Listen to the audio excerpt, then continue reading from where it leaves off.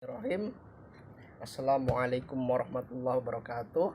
Alhamdulillahirabbil alamin. Nahmaduhu wa nasta'inuhu wa nastaghfiruh wa na'udzu billahi min syururi anfusina wa min sayyiati a'malina. May yahdihillahu fala mudhillalah wa may yudhlil fala hadiyalah. Asyhadu an la ilaha illallah wahdahu la syarika lah wa asyhadu anna Muhammadan abduhu wa rasuluh. Innabi rasulullah ba'dah. Allahumma sholli wa sallim wa barik ala nabiyyina Muhammadin wa ala alihi wa ashabihi ajma'in. Allah Ta'ala fil kitabil karim. A'udzubillahi minasyaitonir rajim. Bismillahirrahmanirrahim. Ya ayyuhalladzina amanu taqullaha haqqa tuqatih wa la tamutunna illa wa antum muslimun. Aqala aydan qalu ma antum illa basharun mithluna wa ma anzar rahmanu min syai'in in antum illa takdzibun. Pada kesempatan petang hari ini, hari Ahad tanggal 26 Jumadil Awal tahun 1442 Hijriah, atau barengi dengan hari tanggal 10 Januari 2021. Pada kesempatan ini kami akan menyampaikan berkaitan dengan penyampaian dakwah, adanya argumen dan resiko. Antara argumen dan resiko berkaitan dengan kegiatan dakwah. Seperti pada mukadimah tadi, kami bacakan surat Yasin ayat 15. Qalu ma antum illa basyarum mithluna wa ma anzar rahmanu min syai'in in antum illa takdzibun. Yang artinya, kamu hanya manusia biasa seperti kami dan Allah yang Maha Pemurah tidak menurunkan apa-apa. Kamu hanyalah pendusta belaka. Nah, dalam surat Yasin tersebut diperlihatkan sebuah episode yang menggambarkan perjalanan dakwah di suatu tempat, dalam hal ini suatu desa, yang penduduknya itu menolak kehadiran para dai tersebut, serta mengancam bila ajakan itu terutama ajakan tauhid itu diteruskan, ada argumen penolakan yang seperti ayat 15 tadi.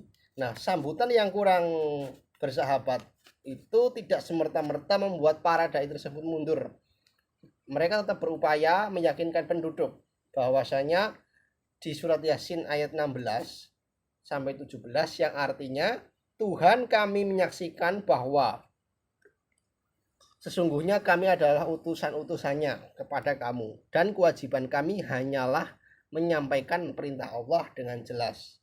Nah, penjelasan gamblang dari para dai itu bukannya menghadirkan suasana yang bernuansa dialogis, malah muncul dengan situasi yang krusial. Mengapa kok bisa disebut demikian? Karena orang-orang kafir itu mengkambing hitamkan para dai, yaitu pada ayat berikutnya ayat 18. Mereka menjawab, sesungguhnya kami bernasib malang karena kamu. Sungguh jika kamu tidak berhenti menyeru kami, niscaya kami rajam kamu dan pasti akan merasakan siksaan yang pedih dari kami. Nah, bagaimana reaksi dari para dai tersebut? Apakah mundur atau tetap tegar dan berani, tidak takut menghadapi resiko? Ketegaran ini juga didukung argumen yang cerdas, yaitu ketika pada ayat, kemalangan kamu adalah karena kamu sendiri. Apakah jika kamu diberi peringatan kamu bernasib malang, sebenarnya kamu adalah kaum yang melampaui batas. Artinya situasi yang dilematis tersebut menarik perhatian, yaitu di tafsir Al-Quran ini, menurut mufasir ya, laki-laki itu bernama Habib An-Najjar. Habib An-Najjar setelah mengetahui keadaan yang sebenarnya, ia berseru pada orang-orang kafir tersebut yang juga kaumnya, yaitu ikuti para dai utusan itu agar kaumnya itu menerima seruannya. Ia pun memberikan argumen sesuai dengan akal sehat dan rasional yang termaktub dalam ayat 21. Mereka tidak meminta upah dari kalian, mereka adalah orang-orang yang mendapat petunjuk. Nah, apa hasil seruan dari Habib An-Najjar itu? Tetap nihil, karena hati kaumnya tidak tersentuh sedikit pun. Pada kenyataannya hati mereka sudah membatu, dan An-Najjar sadar akan tidak mudah setiap orang itu dalam menerima tauhid. Kesempatan ini buat dirinya saja. Dalam menerima ajakan para dai itu, An-Najjar kembali memberikan argumen lagi yang menyangkut dua hal yang hakiki yang harus difahami setiap orang. Yang pertama adalah Allah adalah yang hak. Yang kedua, tauhid yang batil. Allah pencipta alam semesta termasuk manusia, dan kepada nyalah manusia itu dikembalikan. Hal ini terlihat dari argumen An-Najjar yang pada surat Yasin ayat 22, mengapa aku tidak menyembah Allah yang telah menciptakan aku, yang hanya kepadanya lah kamu semua akan dikembalikan. Tauhid adalah Tuhan palsu yang tidak mampu memberi manfaat dan mudarat kepada manusia, tidak dapat menghentikan krisis moneter suatu bangsa dan penduduknya karena yang kaya akan sumber daya alamnya, namun dikantongi oleh koruptor, maling berdasi, dan diperparah lagi oleh kehidupan seksual yang jauh dari ajaran Islam. Ketika ketidakberdayaan tauhid dinyatakan secara eksplisit oleh An-Najjar, yaitu pada ayat 23 dan 24. Yang artinya, mengapa aku akan menyembah Tuhan-Tuhan selainnya jika Allah yang Maha Pengasih menghendaki bencana terhadapku? Pasti pertolongan mereka tidak berguna satu sama lain, berguna sama kali bagiku, dan mereka juga tidak dapat menyelamatkanku. Sesungguhnya jika aku berbuat begitu, pasti aku dalam kesesatan yang nyata. Pernyataan An-Najjar itu merupakan suatu pandangan yang kritis. Bagaimana pendapat kritis yang rasional mutlak diperlukan agar yang pertama adalah manusia tidak sesat, tidak menyembah tauhid. Yang kedua itu manusia itu memberikan solusi atau problem hidupnya di dunia dengan tepat, benar. Yang ketiga, manusia tidak bersikap subjektif terhadap seperti kaum sofis di Yunani kuno.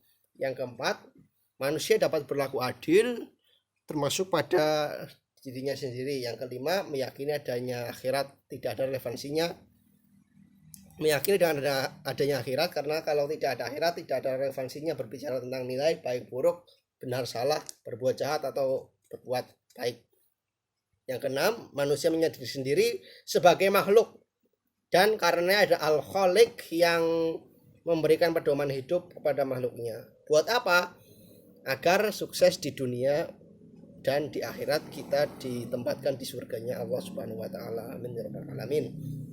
Nah, dari An-Najjar itu kita dapat belajar dari keberimanan yang harus dipersaksikan, yaitu sesungguhnya aku telah beriman kepada Tuhanmu, maka dengarkanlah pengakuanku. Ini di surat Yasin ayat 25. Nah, perlu teman-teman ketahui, pengakuan An-Najjar itu sungguh luar biasa karena pengakuan itu diucapkan di depan kaumnya yang beringas. An-Najjar memiliki keberanian yang optimum, padahal resikonya sangat tinggi. Dan memang benar, akhirnya An-Najjar dibunuh oleh kaumnya. Selanjutnya, bagaimana kita memaknai pengorbanan yang seperti itu?